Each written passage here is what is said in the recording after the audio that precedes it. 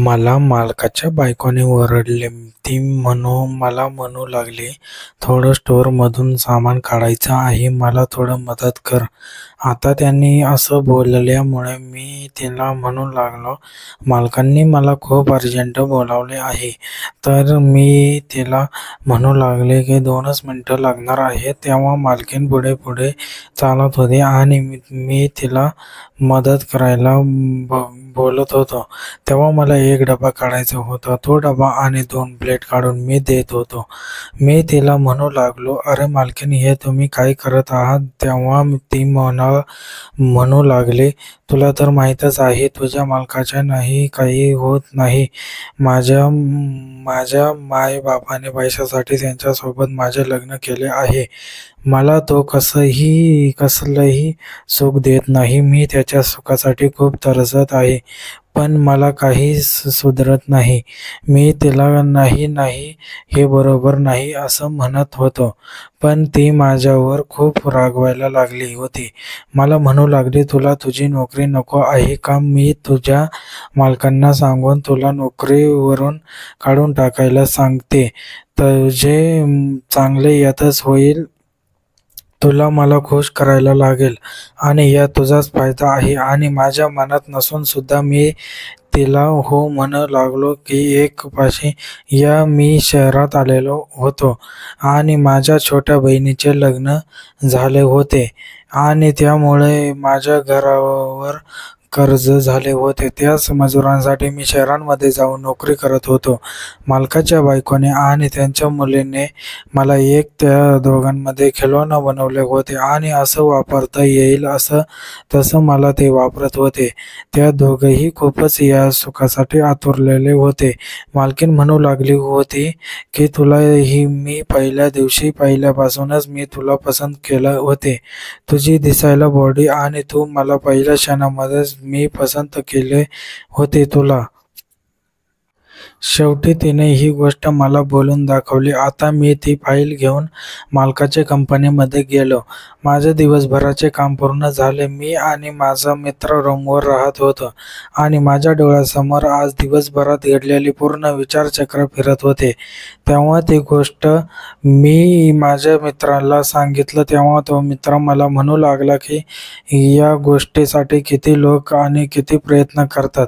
तुला तर हे सगळं समोरून मिळत आहे आणि तू असं न मिळाल्यासारखं का वागते आणि तू याला नको म्हणत आहेस. तुला पैशासाठी खुशी सुद्धा मिळत आहे. पण मला हे कुठे ना कुठे चुकीचं वाटतं होतं. पण मित्रांनी मला समजावून सांगितलं की हे शहरामध्ये असं खूप चालत आणि तू असं काही बोलून नोकरी सोडू नको. ती जसं म्हणतात तसं आणि त्यांच्या म्हणण्यानुसार तू राहा. आता मी माझ्या मित्रांनी सांगितल्याप्रमाणे वागायला चालू केलं होतं आणि माझ्या या गोष्टीमुळे मालक खुश होते, मालकांची मुलगी खुश होती आणि सोबत त्यांची बायकोसुद्धा खुश होती. हे सर्व खुश आणि आनंदामध्ये चालू होतं. कोणत्या गोष्टीचा त्रास नव्हता आणि मी तसं करत करत पूर्ण त्यांच्यामध्ये मिसळून गेलो होतो. एक दिवस मालकाला मोठ्या पार्टीमध्ये जायचे होते आणि सोबत त्यांची मुलगी आणि त्यांची बायकोसुद्धा येणार होती. वाटेल तेव्हा ती मला घरी बोलावून घ्यायची आणि मालक तिला कधीही आपल्या माहेरी पाठवायचे नाही आणि मला माझ्या बहिणीचं कर्ज होते, त्यामुळे मी त्यांची साथ देत गेलो. माझे कर्जही फिटले आणि मी नंतर तिथे नोकरी सोडून दिली आणि दुसरी नोकरी पकडली. आता मी माझ्या मेहनतीचे खात आहे आणि त्यांनी मला त्या घरामध्ये असताना खूप सुख दिलं आणि मीही त्यांना खूप सुख दिलं. तर मित्रांनो, तुम्हाला आजची ही कथा त्यांच्या मुलींच्या पार्टीमध्ये जाण्यासाठी मूड नव्हता. तिला दुसरेच काहीतरी वेगळा प्लॅन ठरलेला होता आणि तेव्हा ती तब्येत ठीक नाही असं म्हणून ती घरी राहिली आणि मी मालक आणि त्यांच्या बायकोसोबत पार्टीमध्ये गेलो आणि रात्री खूप उशिरापर्यंत पार्टी चालली होती आणि घरी कोणीच नव्हते त्या दिवसाला. तेव्हा मालकीणचं डोकं दुखत होतं म्हणून नाटक केले. तेव्हा मालकाला घेऊन आणि मालकीण घेऊन मी घरी आलो तेव्हा घराचा दरवाजा आतून बंद होता. दरवाजा खूप वाजवले पण दरवाजा कोणी काढत नव्हते. तेव्हा मालकाने मला दरवाजा तोडायला सांगितलं. मी दरवाजा जोराचा धक्का दिला आणि तेव्हा मालकाची मुलगी आणि तिच्या सोबत मित्र होते आणि ते खूप मजा करत होते आणि मालकाला त्यांची मुलगी समोर अशा अवस्थेत दिसली.